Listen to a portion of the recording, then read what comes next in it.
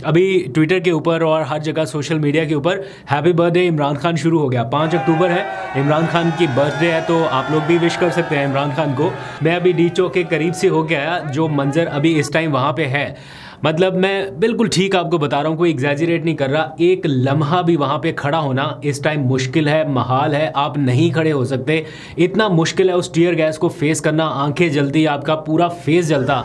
और उस tear gas के साए में मैंने देखा नौजवान इमरान खान की सालगिरह का केक काट रहे हैं। मतलब जहाँ पे हमें ये टेंशन पड़ी हुई थी कि अपना मुंह ढांप लें या अपने आप को छुपा लें किसी ऐसी जगह जहाँ टीयर गैस की वो उस चीज़ से थोड़ा दूर रह सकें, वहाँ पे नौजवानों के पास शेल गिर रहे हैं, पड़े गिर रहे हैं, लेकिन वो हैप्पी बर्थडे इमरान खान उनका केक काट रहे हैं, जस्ट उनको ट्रिब्यूट पेश करने के लिए, या जो भी उनकी मोहब्बत है, व्हाटएवर जो भी आप इसको कह सकते हैं। ये ज़रा मनाजर देखिए, फिर वापस आइए, आपको कुछ और विजुअल्स भी दिखाता हूँ जो अभी रिकॉर्ड करके लाया, और प्लस काफ़िले की लेटेस्ट अपडेट क्या है, वहाँ पर काफ़िले में मौजूद हमारे जो साथी रिपोर्टर्स हैं उनसे कुछ अपडेट्स लिए वो आपको दिखाता हूँ। लेकिन ज़रा ये विजुअल्स देखिए, देखने से ताल्लुक़ रखते हैं। इमरान खान की सालगिरह का केक लेके ये कारकुनान यहाँ पर पहुँचे हुए हैं। इमरान खान को बर्थडे विश करना चाहते हो? अनसू गेस के अंदर ही हम खान साहब की बर्थडे मनाएंगे और खान साहब को बर्थडे विश करेंगे। 72 ईयर के हो गए, अभी भी हमारे खान साहब बिल्कुल जवान है और डट के खड़े हैं। हम भी इंशाल्लाह डट के खड़े और भरपूर मुज़ाहमत करेंगे इंशाल्लाह। तो यहाँ पर अभी सूरत हाल जो है वो इस तरह की नहीं है।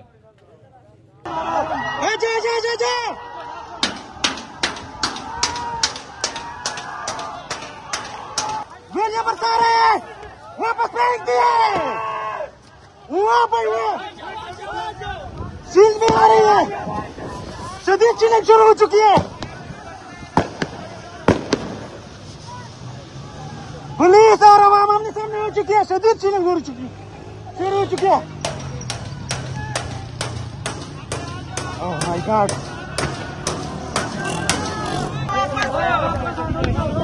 काटो काटो काटो, इधर ही काटो, आ जाओ। सालगिरह का टाइम हो चुका है। कप्तान हजारों साल इधर शिलिंग हो रही है और इधर हम केक काटेंगे।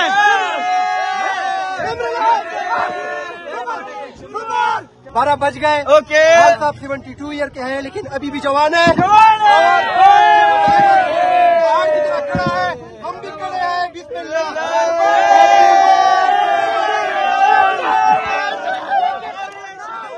तो इसी तरह के और बहुत सारे विजुअल्स आपको सोशल मीडिया के ऊपर मिल जाएंगे। लोग बर्थडे का केक काट रहे हैं, लेकिन ये थोड़ा यूनिक केस था कि मतलब इधर से शेल गिर रहे हैं और उधर से केक काटा जा रहा। तो ये ज़रा डिफरेंट लेवल की सेलिब्रेशन थी, इसलिए मैंने सोचा कि इसको व्लॉग का हिस्सा बनाता हूँ। अदरवाइज़ जब हम वहाँ पर मौजूद थे, जहाँ से मैं अभी आ रहा हूँ, बड़ी अजीब सी सिचुएशन है। यानी मेरी दुआ है कि सब खैर खैरियत से रहे। लोग बहुत ज़्यादा जज्बाती हैं और जितनी टीयर गैस उनके ऊपर हो चुकी है, जितनी शिद्दत से हो चुकी है, जितनी इंटेंसिटी से हो चुकी है, ये लोग बहुत नाराज़ हैं, बहुत ज़्यादा एक तरह से जज्बाती हैं। और नौजवान है ना, तो वहाँ से वापस आने को तैयार नहीं है, लौटने को तैयार नहीं है, मुंतशिर होने को तैयार नहीं है। और फिर जो सिचुएशन मैंने देखी, एक पुलिस की गाड़ी वहाँ से गुजरी, तो नौजवान जिस तरह से जज्बाती हुए, वो विजुअल्स जो हैं अच्छे नहीं है। मतलब मैं दिल से दुआ करता हूँ कि सब अमन व अमान की सूरत हाल बरकरार रहे, क्योंकि सबके सब यही कह रहे हैं कि पुरअमन तरीके से तो अभी अगर कोई भी ज़रा सा भी ऊंचा नीचा हो गया, कोई मिसहैप हो गया या किसी ने फ़ायदा उठा लिया, तो सारा मलबा इन लोगों के ऊपर आ जाएगा, पीटीआई के ऊपर आ जाएगा। तो इसलिए बड़ी ज़रूरत है, ना तो किसी और को मुश्तिल होने दें, ना खुद मुश्तिल हो, दूसरों के ऊपर भी नज़र रखें। तो इसलिए आपसे दर्दमंदाना अपील है, रिक्वेस्ट है कि पुरअमन तरीके से ही सारा अपना प्रोटेस्ट जो है वो कीजिए।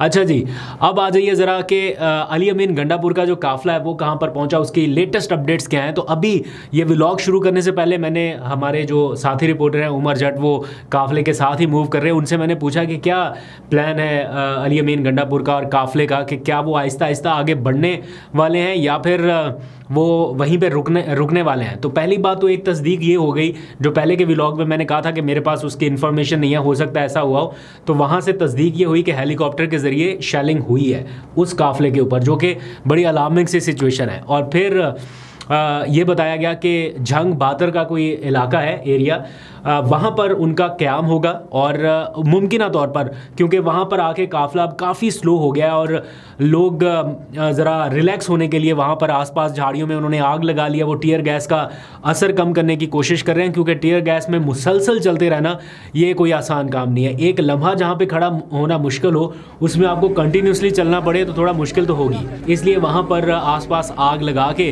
तो लोग जो हैं वो अब रिलैक्स हो रहे हैं और बताया गया है कि वो अपने खाने पीने का सामान, अपने रहने का सामान भी साथ लेके आए। तो बाज़ार ऐसा लग रहा है कि पूरी तैयारी के साथ आए हैं और इसलिए मुमकिन तौर पर आज रात क़याम किया जा सकता है और फिर ऐसा भी पॉसिबल है कि सुबह ये काफ़िले आगे की जानिब बढ़े, क्योंकि रात भी हो चुकी है, तारीकी है, तो उसका फ़ायदा कोई भी उठा सकता है।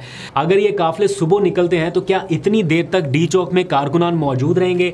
उनके लिए ये सिचुएशन ठीक है कि वो यहाँ पर रहें, शेलिंग खाते रहें इतने टाइम तक? तो मेरा ख्याल है कि फिर कारकुनान को भी डी चौक में उसी वक्त आना चाहिए जब वहाँ से काफ़िले चल पड़े, क्योंकि इतनी देर तक इतनी हैवी शेलिंग को बर्दाश्त करना आसान काम नहीं है। बहरहाल ये कारकुनान का अपना फ़ैसला है।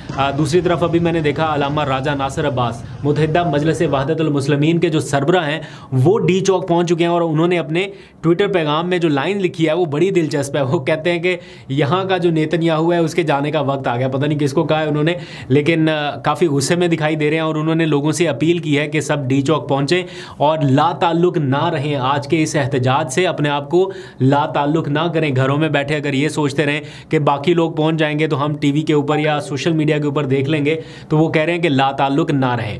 अच्छा, एक क्वेश्चन पिछले व्लॉग में हमने थोड़ा सा उठाया था कि बहुत सारे लोग मंजर आम से गायब हैं। ऐसे लोग जो टिकट्स लेने के लिए आगे आगे होते हैं और इस टाइम वो मंजर आम पे नहीं नज़र आ रहे। तो मेरी किसी ने तवज्जो इस मामले की तरफ दिलाई है और जो कि किसी हद तक ठीक भी है कि बहुत सारे अरकान असम्बली को मना किया गया है एहतजाज में शिरकत करने से, क्योंकि इस टाइम आर्टिकल 63A का फ़ैसला आ चुका। तो सारे के सारे जो हैं वो इस टाइम उस सिचुएशन से गुजर रहे हैं कि अगर पकड़े गए, अगर किसी के ऊपर हाथ पड़ गया तो फिर मुश्किल सूरत-ए-हाल हो जाएगी। तो कोई भी ये नहीं चाहता कि वो पार्टी पॉलिसी के अगेंस्ट जाके वोट करे या आइनी तरमीम के लिए उसको किसी सिचुएशन में वोट देना पड़े। इसलिए बहुत सारे मुंतखब अरकान असम्बली जो हैं, अरकान कौमी असम्बली, वो इस एहतजाज से मंजर आम पे नहीं आएंगे, मतलब मंजर आम से गायब रहेंगे। उनकी जगह बाकी लोग जो हैं वो लीड करेंगे और इसीलिए सारा जो बोझ है या सारी जिम्मेदारी जो है वो अली अमीन गंडापुर को उठानी पड़ रही है। एक तो इमरान खान नहीं है, ऊपर से क्राउड पुलर जो MNAs थे वो भी नहीं है। फॉर एग्जांपल अगर शेर अफजल मरवत की तबीयत बेहतर होती तो हो सकता है उन्हें भी मना किया जाता कि वो चूँकि MNA हैं तो वो भी एहतजाज में शिरकत ना करें। इसी तरह बाकी और बहुत सारे लोग जिनकी तस्वीरें सोशल मीडिया के ऊपर मैं देख रहा हूँ वो इस वजह से इस एहतजाज में शिरकत नहीं कर रहे। आरिफ अलवी ने कुछ देर पहले एक वीडियो बयान जारी किया और उन्होंने भी कारकुनान से ये अपील की है कि ज़्यादा से ज़्यादा तादाद में डी चौक जाएँ और अपनी स्पेस को मजबूत करें और उसका कंट्रोल हासिल किए रखें। साथ ही लाहौर का भी चूँकि कल एक मार्का आने जा रहा है तो लाहौर के लोगों भी उन्होंने कहा है कि लाहौर में बड़ी तादाद में निकलें। मेरा अपना ज़ाती ख्याल ये है कि अगर डी चौक की कॉल थी तो फिर लाहौर की बजाय सिर्फ फोकस इसी के ऊपर होना चाहिए था, ताकि लाहौर से भी अगर लोग आना चाहते या कोई काफ़िला आना चाहता तो वो आ सकता। अगर कल लाहौर में मीनार पाकिस्तान पे भी करना है तो फिर अटेंशन शायद थोड़ी डाइवर्ट रहेगी लोगों की। बट अगेन ये पार्टी का डिसीजन है तो क्या कह सकते हैं, हो सकता है यही बेहतर हो। बट इस टाइम की जो सिचुएशन है वो आपके सामने है। रेजिस्टेंस अभी भी जारी है, शेलिंग अभी भी जारी है, लोग जाने को तैयार नहीं है, लोग शेलिंग खा रहे हैं, टीयर गैस फेस कर रहे हैं, बट डी चौक से जाने के लिए तैयार नहीं है। मैं कुछ विजुअल्स देख रहा था कि लोग अपनी मदद आपके तहत एक दूसरे की मरहम पट्टी कर रहे हैं, यानी इब्तदाई तिब्बी इमदाद भी दे रहे हैं। कुछ वर्कर्स को मैंने देखा वो अपने साथ पूरा सामान लेके आए हुए हैं फ़र्स्ट एड का, और जिसको ज़रूरत पड़ रही है उसको फ़र्स्ट एड दे रहे हैं। किसी की आंखों में अगर टीयर गैस गई है उसको स्प्रे कर रहे हैं। तो बहुत सारे इस किस्म के विजुअल जो हैं वो भी नज़र आ रहे हैं और आने वाले टाइम में आपको और भी नज़र आएंगे। एक टाइम पर ऐसा होता है कि पूरा डी चौक खाली हो जाता है। जब शेलिंग बहुत ज़्यादा होती है ना, पूरे का पूरा डी चौक खाली हो जाता है, लोग पोली क्लिनिक हॉस्पिटल की तरफ या चाइना चौक की जानिब चले जाते हैं।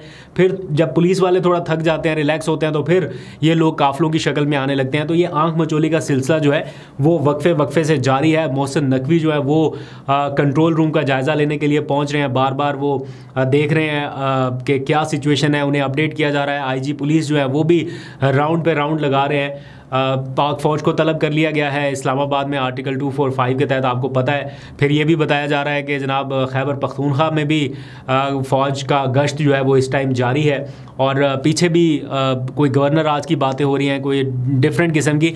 लेकिन मेरा ख्याल है जब आपने इतना बड़ा कदम ले लिया है अली अमीन गंडापुर ने या पीटीआई ने ओवरऑल, तो मेरा ख्याल है कि अब उन्हें इस बात की फ़िक्र नहीं होनी चाहिए कि उनका क्या स्टेक के ऊपर है और क्या नहीं है।